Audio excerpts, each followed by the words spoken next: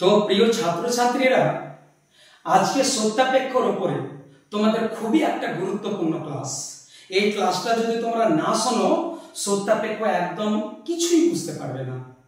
তোমাদের সত্যাপেক্ষ মানে প্রথম অধ্যায়ের উপরে আমি একটা টেবিল দিয়েছিলাম যৌগিক বচনের। যারা ওই যৌগিক বচনের এর আগের ভিডিওর ওই টেবিলটা দেখোনি, আমি তাদেরকে অনুরোধ করব তারা যেন ওই টেবিলটা দেখার পর মানে পার্ট 1টা দেখার পরে যাতে পার্ট 2 এই ক্লাসে আসে। তাহলে আজকের সত্যাপেক্ষর উপরে মানে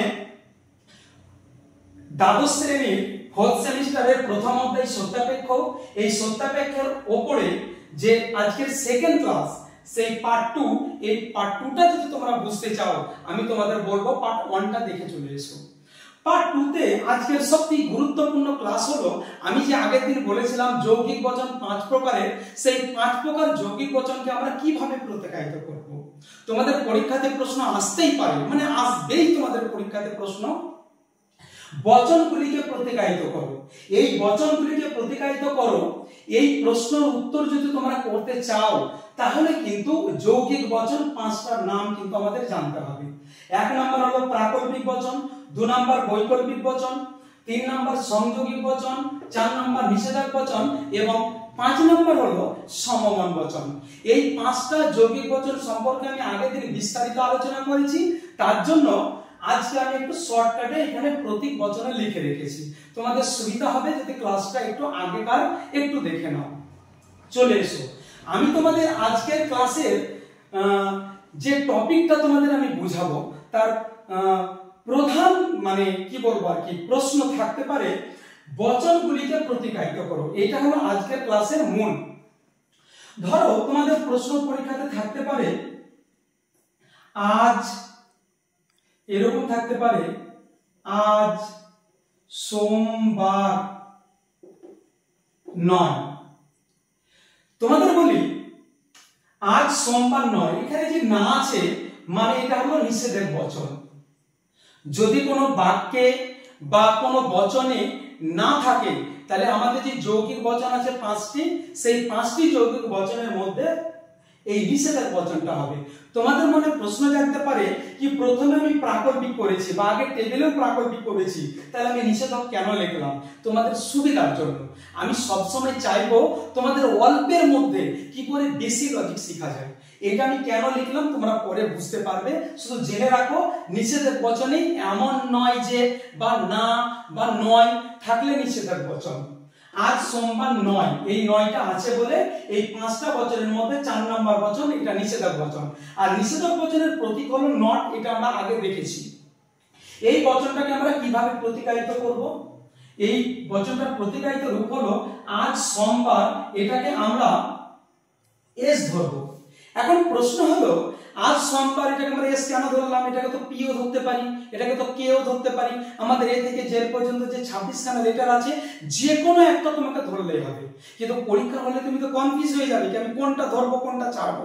তার জন্য সবথেকে বেস্ট নিয়ম হলো যে শব্দটা তুমি প্রতিকায়িত রূপ করবে, যেমন আজ সোমবার, তুমি চেষ্টা করবে তোমার পক্ষে এটা ভালো হবে সেটা প্রথম লেটার ধরে দেবে। যেমন সোমবার, সোমবারের স্পেলিংটা এস দিয়ে শুরু হবে, ওই জন্য আমি এটা এস লিখলাম।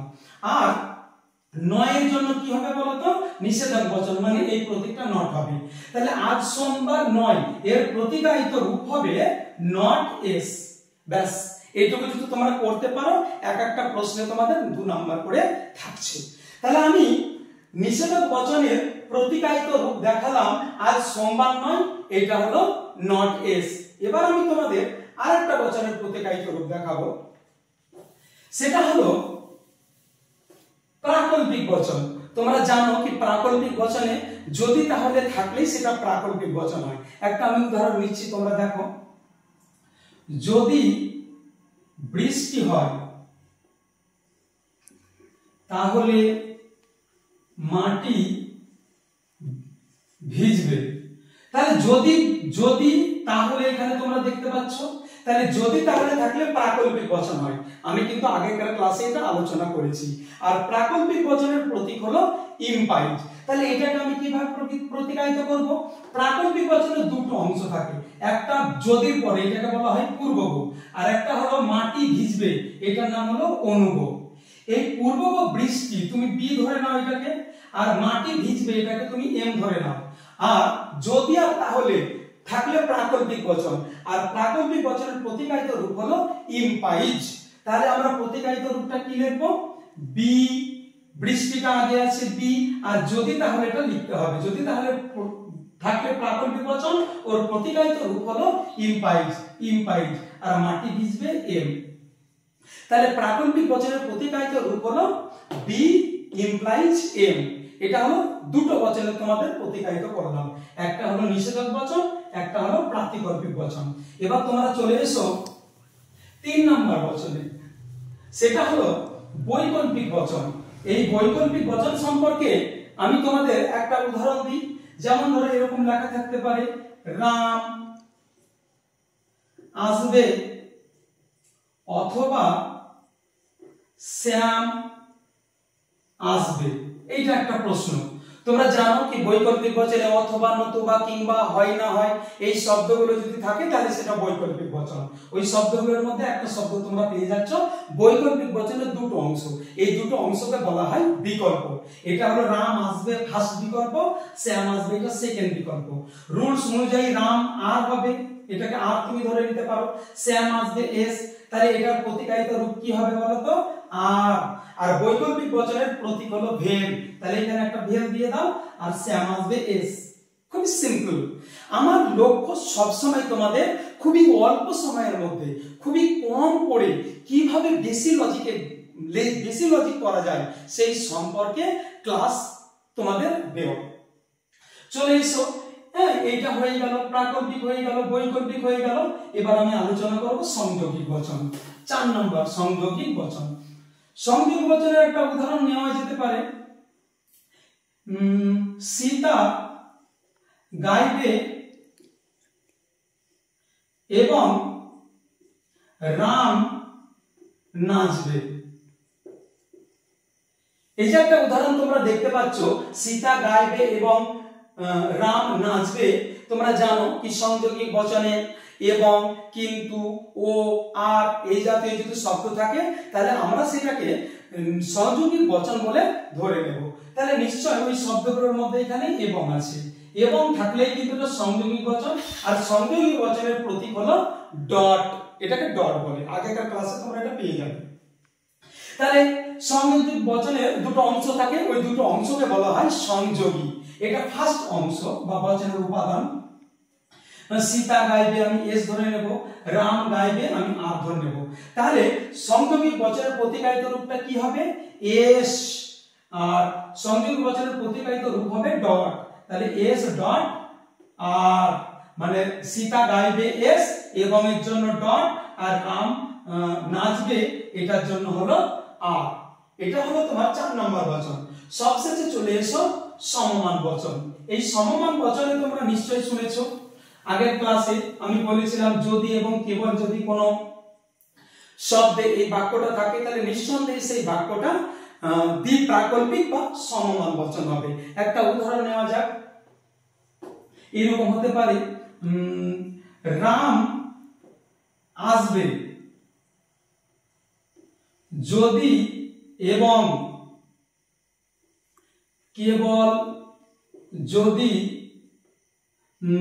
রহিম আসে, রহিম আসে আসে।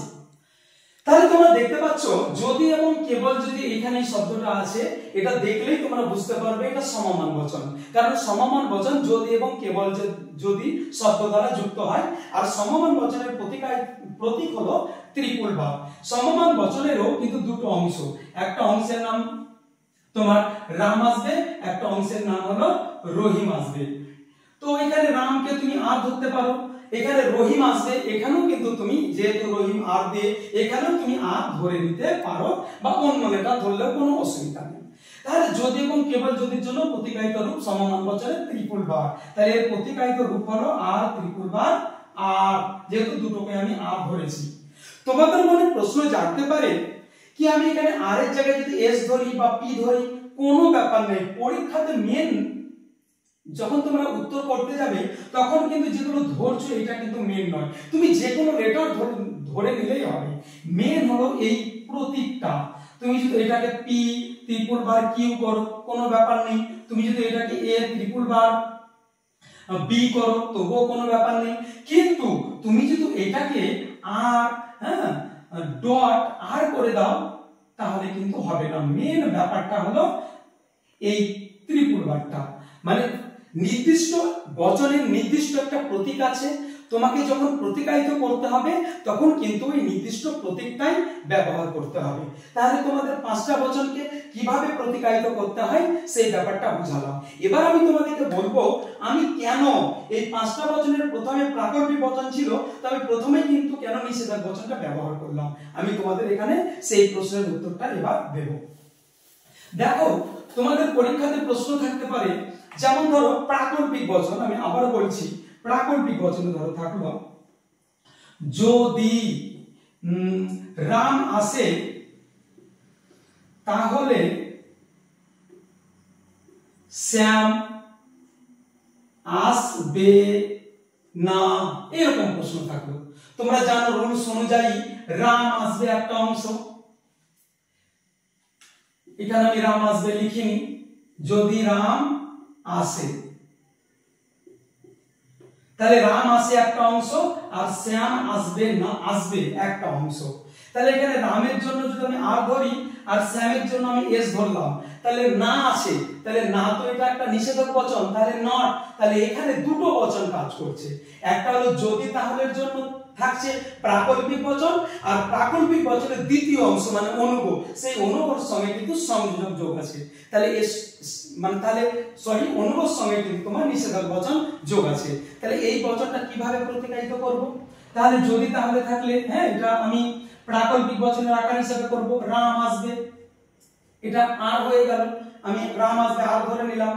শ্যাম আসবে না, তাহলে আসবে না কিন্তু শ্যাম, রাম কিন্তু আসবে, তাহলে অ্যাকচুয়ালি এই শ্যামের ক্ষেত্রে নাটা কিন্তু যোগ হবে, তাহলে এই নাটার বদলে নিষেধক বচন মানে নট, মানে এইখানে নট হবে, তাহলে প্রতীকায়িত কি হবে আর ইমপ্লাইজ নট এস, এইটা হলো নিষেধক বচনের কাজ। তাহলে এখানে যদি রাম আসে তাহলে শ্যাম আসবে না, এর প্রতীকায়িত রূপ হলো আর ইমপ্লাইজ নট এস, এখানে যদি না থাকতো তাহলে কি হতো আর ইমপ্লাইজ এস, না থাকার জন্য এখানে আর ইমপ্লাইজ নট এস হয়ে গেল। আমি নটের আরেকটা কাজ তোমাদের আমি দেখাই, অন্য একটা বচনের উদাহরণ দিই। দেখো এরকম হতে পারে আমি বাড়ি যাব অথবা স্কুলে যাব না,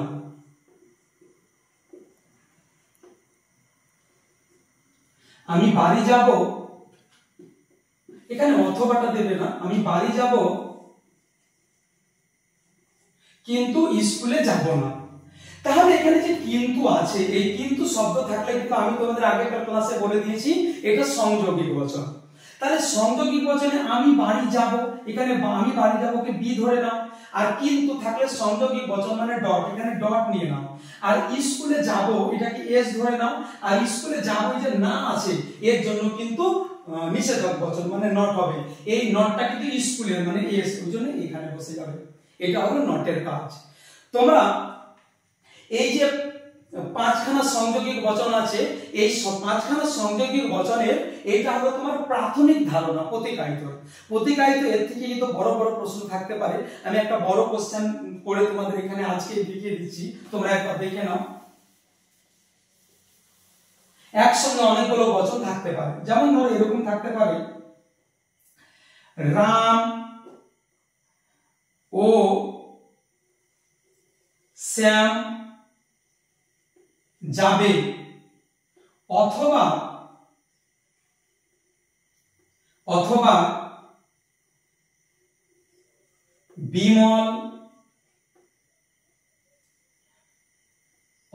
বিমল ও কমল যাবে, এরকম বড় প্রশ্ন থাকতে পারে। রাম ও শ্যাম যাবে অথবা বিমল ও কমল যাবে, ভয় পাবার কিছু নেই। তোমরা এখানে দেখতে পাচ্ছ রাম ও শ্যাম যাবে, এটা একটা বচন, ও মানে সংযোগিক বচন, ও থাকলে এটা সংযোগিক বচন হবে।